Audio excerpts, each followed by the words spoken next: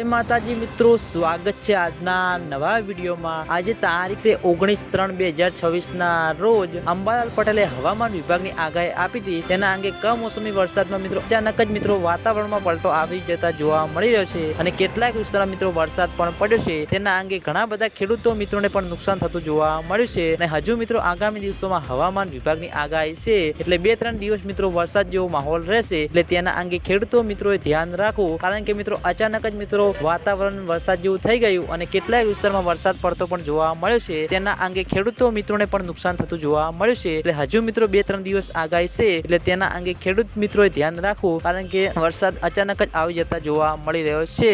અંબાલાલ પટેલે હવામાન વિભાગની આગાહી જાહેર કરી હતી। તેના અંગે વાતાવરણમાં પણ પલટો આવ્યો હતો અને વરસાદ પણ કેટલાક વિસ્તારમાં વરસ્યો હતો અને હજુ આગામી દિવસોમાં હવામાન વિભાગની આગાહી છે એટલે તેના અંગે ખેડૂતો મિત્રોએ ધ્યાન રાખવું। અને આજના વિડીયોમાં આટલું છે। તમે બધા અમારી ચેનલ ઉપર નવા હોય તો સૌથી પહેલા વિડીયોને લાઈક કરી દેજો, કોમેન્ટ કરી દેજો અને ચેનલને સબસ્ક્રાઇબ પણ કરી દેજો। તો મિત્રો, જય માતાજી।